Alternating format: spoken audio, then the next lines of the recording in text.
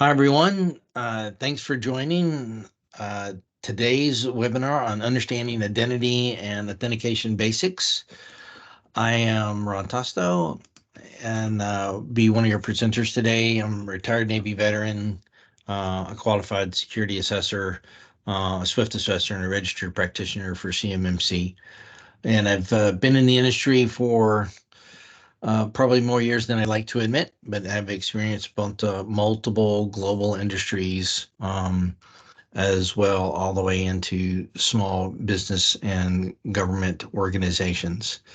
With me today is Renee. She's a retired police officer from South Africa. She's also a registered practitioner for CMMC and SWIFT assessor.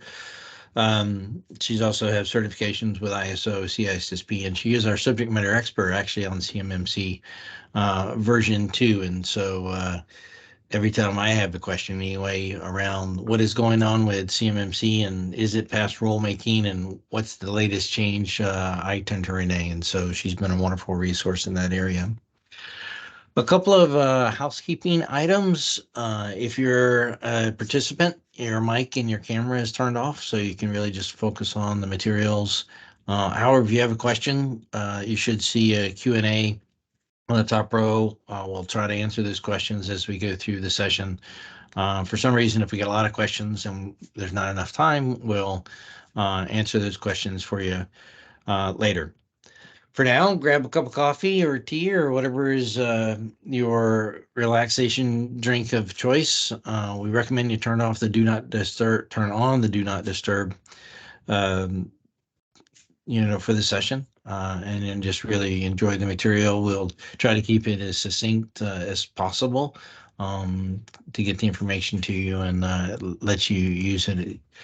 Our topics for today, we're going to just talk about why this topic is important. I think it's really important to understand as we go into it is the why we're discussing. And of course, we'll talk about identification, authentication, and access roles. And then we'll just kind of summarize our takeaways and just highlight some of the services that we have here at Servadus.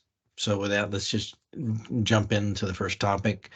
Many of us believe that identification and authentication are necessary evils in the cybersecurity world. But in general, any transaction from friendship to business is, do I know who you are and how do I prove that you know? Many small organizations, there's you think there's no form of authentication, but in fact, it is recognition as working with the same person every day is the authentication piece. And so while it is not a succinct step from identification and authentication, generally in a friendship area, it is something that always happens in our day-to-day lives. And of course, as we do other government organizations, it's we understand your identification, but hey, how can you authenticate that? And so in the physical world, that may be some government issued identification card, driver's license, passport, and et cetera. So we think about the topic and we talk about various elements of identity and authentication management for an organization as it relates to digital access. And so during this topic, I just encourage you to think about how to make a difference in positive identification and authentication, the policies that go behind the scenes and what should be acceptable. And then how do you manage that access to the systems, applications, and data? And why, as we look at the topics, really are at a basic level of the elements, the three pieces: identification, authentication, and access. There's ways that you can make a difference in your organization that is positive both for the employees, the vendors, your contractors, and of course the consumers that are purchasing products or services from you. So with that, let's just jump right in. And Renee, could you just lead us in some information about identification? Sure. Identity and access go hand in hand. Without establishing an identity, there can be no controlled access. Humans and devices can both have identities. An identity does not necessarily mean your name. It could also be an email address, a login name. For devices, it could be the area they're located in, say lobby desktop, or the function they are providing, as in finance printer. By showing a badge with a photo, your face can be compared to the photo and access can be granted. Showing photo ID proves you are you. However, for access to software or a device, showing your photo ID is not a possibility. This is where authentication steps in. We will talk more about this a little later. To grant access to a person or a device, you need to know their identity, and if that identity can be trusted. Identities can have levels of trust assigned, thus preventing certain identities access to sensitive areas in the network. In bigger organizations, this can be done through assigning roles to groups of employees like HR, front desk, etc. In small organizations, there might not be enough employees to have groups, and having only identities would suffice. As an example, Robert the valet is using the lobby desktop to print a document on finance printer. However, lobby desktop is not an identity that's allowed to access that printer. Robert will not be able to print, even though he may use the lobby desktop. Robert could, however, just decide to walk to the finance printer, insert a USB device, and print the document. Identity is not just proving who you are when you access devices. Proving who you are is also used for gaining access to buildings or areas within buildings. This helps manage and control access across the company.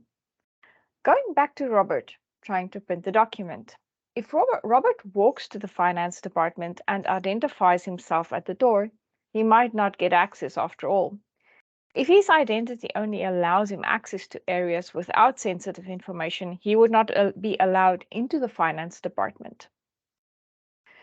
So, if this is identification, then what is authentication? Lots of people get confused between the two. Where identification is the act of identifying an entity, authentication is the act of proving that identity is real. Let's clarify this by going back to Robert. Robert accesses Lobby Desktop by filling in his name. That's identifying. Lobby Computer then asks for his secret password that only Robert knows. Robert fills in his password and can now access the computer. That is authentication. So why could Lobby Desktop not access the finance printer? Well, Lobby Desktop connects to finance printer very much in the same way that Robert accesses the desktop. Lobby Desktop contacts finance printers asking to print. Finance printer then asks Lobby Desktop its special key to verify that it is indeed Lobby Desktop. Once finance printer receives this information, it checks whether Lobby Desktop has the authority to use the service. In this case, Lobby Desktop was denied access and because it did not have the correct privileges. We are all familiar with using passwords as an authentication factor. Passwords are notoriously insecure. Users tend to reuse passwords or use weak passwords. To increase security and make it harder for attackers to gain entrance to the network, adding a factor is a good idea.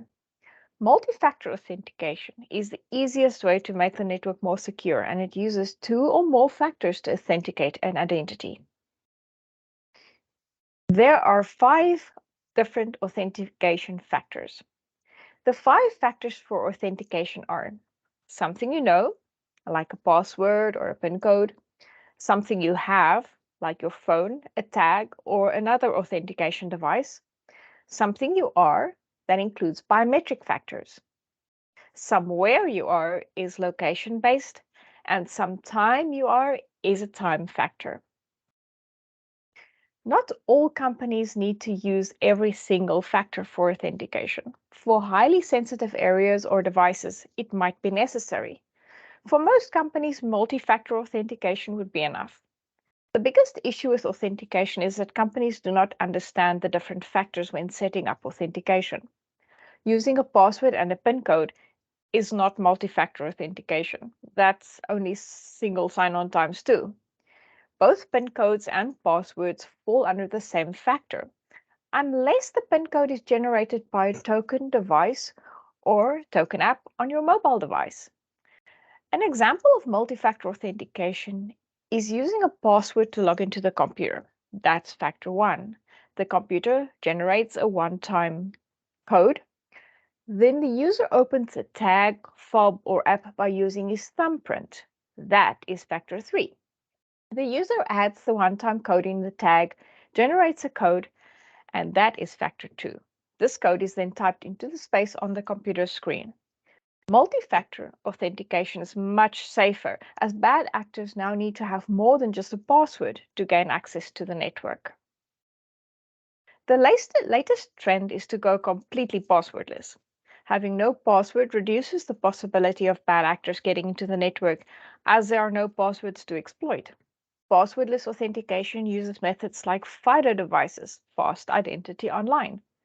Having no password to remember saves money and time, especially in the IT department where lots of time is spent on password management. Passwordless authentication uses biometrics and possession factors to prove identity. Going passwordless is not a quick solution though. It takes a bit of time and planning to roll it out, but it's worth it at the end. Next, Ron will explain access management. Yeah, thanks, Renee. This is always very interesting, and as Renee talks about, what is your identity and how do you validate or authenticate, who you are, and then of course, as that goes in really multiple areas as it relates to people, devices, applications, and so we really talk about what is most common and what is really most effective. And so what we have seen in access management is role-based assignments really put groups of people and devices in that have similar roles into this particular one. It's a great example that Renee had with the printer, right? Is a group that's in, a financial organization, or maybe they're not in a financial organization, but they work in the same uh, security area because the accounting, right? And so they're the ones that are allowed to use the printers. And you think, well, why is that so important to who can use which printer? But it gets into hey, what happens if today is the day the finance team is printing sensitive information around where is the financial stability of the company and what is the projections? And while the person in Robert's case is printing a presentation that has something to do with sales. And so what's the possibility of being able to pick up some sensitive information from a physical standpoint um, while trying to get a presentation? And so we really think about what these roles are, and then even something as simple as, hey, who can print on a particular device? What is that particular printer for? Where is it located? Is it in proximity to sensitive information? And so the groups has really been identified as the best way to use that. Now, in the past, we saw that Microsoft, we used to have users as Windows matured, they had super users, and then they had admin roles. And now, really moving into the cloud environment between Azure, AWS, Google Cloud, and others, right? There is different levels of privileged access as an administrative role. And so you could have a global admin or administrator that can do all the functions, but there also may be administrators that says, hey, you can only help reset passwords. You can't add users. You can set up email addresses, but you can't add users. And so there's these various very specific roles, even within a privileged account. And so you have to understand that as you're giving your organizations or members of your organization particular roles, that it's not an all or nothing aspect anymore, even in a privileged access. And so this helps you really segment, if a particular account gets compromised, what can that account do? And so you assign these particular roles in the access management so that you can do functions. It's easy to add people to a group. It's easy to remove people or devices from a particular group, and bring it together. Now you say, hey, we've seen small businesses, hey, that doesn't apply to me. I'm the owner, I'm the manager, I do everything. At any given moment of the day, I may be human resources, I may be the IT person. And so even in this, we would encourage that small businesses, government organizations, anybody that's got to follow any kind of framework for like PCI DSS, that has very specific roles, assign those roles to you. As your organization gets bigger, as you bring on people, you've outsourced, then you actually remove yourself from a general manager from a particular role, and add the, whoever has been brought on. And so you can move those roles around and you start that at the very basic. So even as a small organization, whereas it seems like it can be overwhelming of which roles do you have and which roles do you not have, that is very succinct in your mind is how do you put this access management together, and what function are you doing at the moment is, and it gets kind of challenging even from a finance standpoint to say, okay, I am the accountant, I am the bookkeeper, I am the one that's doing payroll, and those are three different roles within the finance community.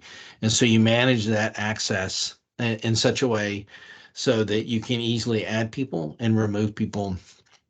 And so even when it comes to something simple that says, hey, we brought on a person, they were a part of our finance team, but then they had gone and got some more education around human resources, and they moved to our resource department. So you add groups for what information they have from human resources, how are they tracking vacations, how are they tracking what payroll would be, or finance roles are removed that says, hey, how many hours did they specifically work, things that don't necessarily have to be seen, from a human resources perspective.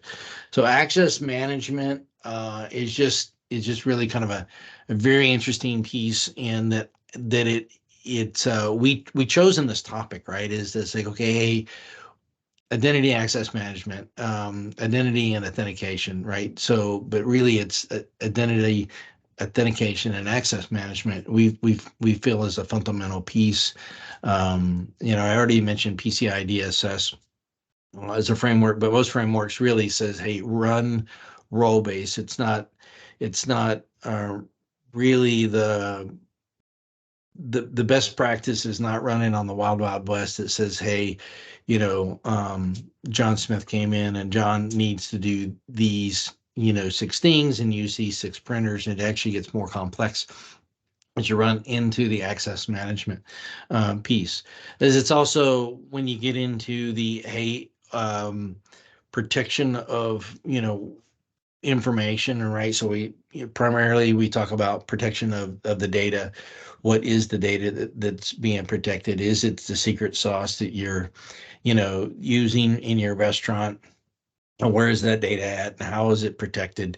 What systems can access that data? And right. And so uh, we tend to think identity and authentication. What is the person? And Renee really introduced us, right? Is that it's just not about people. It is about the devices. And so in this case, it's who can access a particular device, who can put data out on the device. This also gets into we more see more and more in the U.S. use of USBs is banned, for both bidirectional. It's a device that goes into, you know as you plug it into your computer, right? Is what's on that device? Is there a particular piece of malware or something that could execute, that could take over the computer? But then, and in the other direction, how could a user and software access particular sensitive information and put that on the USB, possibly, and usually in a non-encrypted format, right? So this is now a piece of data uh, that can be unplugged from the computer, and then now you've really gotten into a device that has sensitive information for the company that we've lost. Uh, we've lost that access management, right? And so because uh, that information on the USB, especially if it's in an unencrypted format, we've bypassed identification and authentication. And so therefore we don't have any access management for that piece of data. Now, there's other topics that, we can talk about who's logging, but this gets into the fundamental, what is the role, right? So if you understand what um, the ramifications are of information getting onto a mobile external device, then you really understand, okay, this is a role. This is a role in the organization. Who should have access to export data to a mobile device, knowing that as soon as that mobile device is removed from the system, that it's all controls for that data have been lost. And so that really gets you into the access management. And so it's a critical element is that, yeah, you know that, and hopefully that's helpful, that put those pieces of information together is at what point is access management no longer manageable. And so this is where we get into the roles and role-based assignments. And so that is fundamental elements of putting identification and authentication into use for both into the access management. So now that's all the information that we had for you today. We hope for this is it's been helpful. A couple of takeaways. Generally, single factor authentication is not a real option. Renee didn't mention passwordless as an option, and so of course that while it still is single factor, it is more complex. And as you make a decision as an organization, do we go passwordless? You have to understand what is what is the factor mechanism going to be, and it's usually authentication apps. Those are going to be on your smart device. Is that app on a company device? Is it an employee or contractor device? And that may be acceptable for you, but all things are not equal in that we just say, hey, it's passwordless. There's a lot of misleading information, or well, sorry, let me not call it misleading information, but information that if you don't understand the whole context of the article, that we're starting to see more and more articles that says, hey, don't have passwords that expire. Which is a great sentence, and you say, yay, I don't have to change my password. But that sentence is in a paragraph that goes with an article that says how to implement multi-factor authentication. And so this is where you get into the challenges of single factor authentication. If you say, oh, hey, I'm going to do single factor, and oh, by the way, I read this sentence, out of a 3,000 word article that says, oh, we don't need to change our passwords. You need to read the other sentences that go in that. So make sure your multi-factor authentication has different factors. We're seeing this more and more as, hey, I sent you a code in your email, and then I sent you a second factor, via text. But either way, however you get the information, that's a great example of a single factor. Renee also mentioned like passwords and pins, right? These are things that you know is a single factor. And so designing your multi-factor has to be different. Now, I started with introduction of, how does identification and authentication affect users, right? And I said, okay, it can affect your employees, your contractors, your vendors, and your consumers. And so this makes a difference. Every organization has to figure out what their risk appetite is. Renee also mentioned that, like, hey, you don't want to use every factor every time. What is the level of sensitivity and information, and whose information are you trying to protect? Are you trying to protect the consumer? They're trying to protect the organization, or are you trying to protect a little bit of each, right? These design affect user experience. And while user experience is not considered part of the bigger picture in cybersecurity fundamentally has to be about what is business, what is your business about, and how does it operate. If you design a identity and authentication experience, which is very challenging from a consumer base, in that every time that they go to purchase something from you, it's very hard. They have to re-authenticate. They multiple times they can't figure out where they're going, and they get lost in trying to prove what their identification is, and then authenticating that identification, that they'll digitally step away. They'll abandon the cart, from an e-commerce perspective. And so the takeaway should be, think about these elements and then say, okay, how does this affect us? And then really design a policy that makes it in the well balances of considering what your risk is, and then how challenging it is for users to use a particular system. And then, of course, the last takeaway we'd like for you to have is, does the design resist compromise? I saw just this week a use of an application. It said, please log in. And then it said, oh, you've tried to log in. Now, please authenticate with a multi-factor authentication application, which was on the same mobile device. And so the person logged in. So in that case, that particular device, if the device had been compromised and stolen, and then and the user already knew what the PIN is for that device, and then they really ended up into, hey, I logged in, and then the Authenticator app opened up and said, please authenticate, and you said yes. And so um, there are times that you have to, you're trying to figure out what the trust factor is. And this is usually established at the beginning. What is your email address? Now, please validate your email address. What is your phone number? Please validate your phone number. And then those validations are used as some kind of expectation of minimal level of knowing who this person is, because we know what their email address is. We know what their phone number is, so that we can send them a text or a voice prompt. But is it also a particular system that could be in use, and they would have access to the email if the computer was stolen while it's in an unlocked state? And so if you're doing multi-factor authentication, you really have to do this. And then I think the term really now is what is multi-factor authentication that's phishing resistant, for example. And so think about these particular designs. Now, if what we talked about in this last point, your takeaway, you're not sure what that means, I just really let me just share with you some of our services and what we do. And so our three pillars is, we help with management, design and remediation, consulting, and assessments. And those are the three pillars. We're really focused on you and your organization. What are your policies? How do you implement those policies? And how do you make those policies work?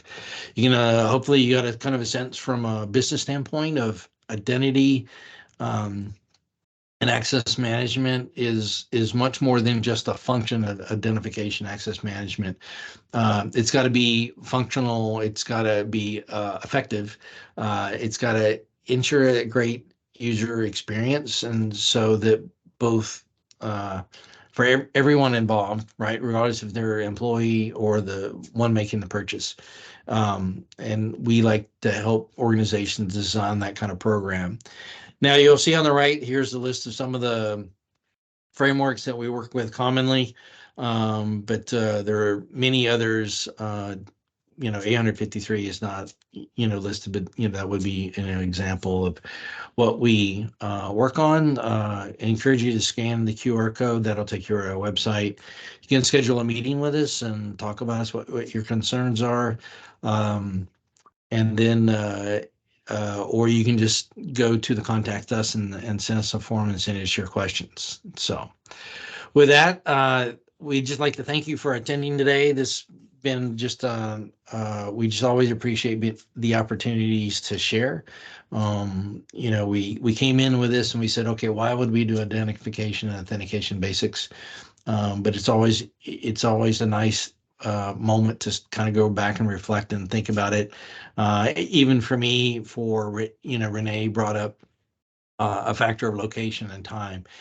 Should someone be able to log in after hours? Does that make sense? Especially when they're a person that works in the 9 to 5 hours. So should someone in Southeast Asia be able to log in to your account when you're clearly living in, Colorado or a Midwest state kind of piece. And so these are interesting things. And so I think it's always nice to go back and look at the fundamentals of what these pieces are, and then think about and reflect on what is in your organization and how it's used. And so if you come up with some thoughts, we'd love to hear from you. So again, come back to our website, reach out to us, and we really will work through, a more advanced level of these kind of pieces that we talked about today. With that, thank you very much. Have a great day and a great week, and we hope to see you soon. Thanks.